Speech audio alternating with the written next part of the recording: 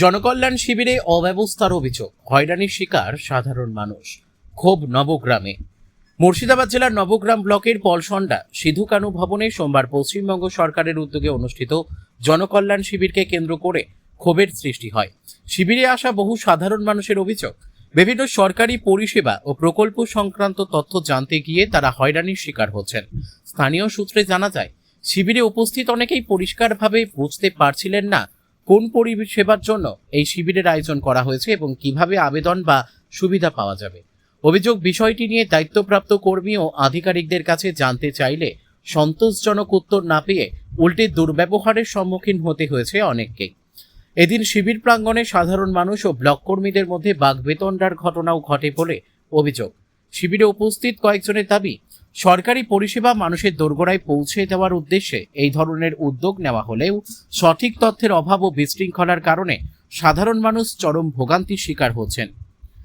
ঘটনাকে ঘিরে এলাকায় ব্যাপক চাঞ্চল্যের সৃষ্টি হয়েছে। যদিও এই অভিযোগের বিষয়ে প্রশাসনের পক্ষ থেকে এখনো পর্যন্ত কোনো আনুষ্ঠানিক প্রতিক্রিয়া পাওয়া যায়নি। অভিযোগের সত্যতা যাচাই করে প্রয়োজনীয় ব্যবস্থা গ্রহণের দাবি জানিয়েছেন স্থানীয় বাসিন্দারা। মুর্শিদাবাদ থেকে জয়ন্ত রায়ের রিপোর্ট, বিগ নিউজ বাংলা।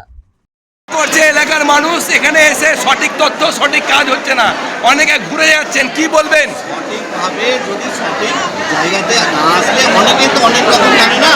এবার ফেসবুকে দেখছে, দেখে মানুষ একটু বেশি ভেবে ফেলেছে যে আমাদের কাছে ওখানে গেলে আমরা এরকম সব কিছু পাবো, কিন্তু সেই জিনিসগুলো আমাদের কাছে এসে এখনো পৌঁছায়নি।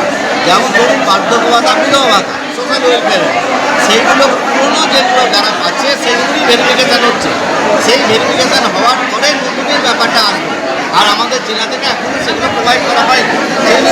তাহলে এখন এখানে কি কি সুবিধা দেওয়া হচ্ছে মানুষকে?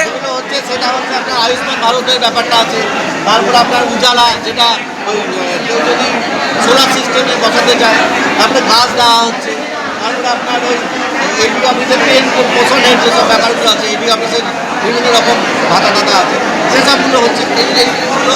আর অন্নপূর্ণা ভাণ্ডারের সেটা হচ্ছে যারা জমা করেছে আমাদের, সেই জমাগুলো ভেরিফিকেশান চলছে।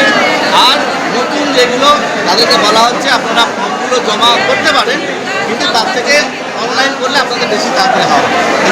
আচ্ছা, এই এলাকার মানুষ অভিযোগ করছে যে আপনাদের ব্লকের স্টাফটা দুর্ব্যবহার করছে তাদের সঙ্গে। সেটা প্রত্যেকেই হয়তো গরমের জন্য হয়তো কেউ 10টা কথা বলতে গিয়ে উত্তেজিত হচ্ছে, এরকম কিছু ব্যাপার না, একটু মানিয়ে নেবেন সবাই মিলে এইভাবে। আপনার নাম? তাপস, আপনি কোন ডেপুটি সেক্রেটারি। Thank you.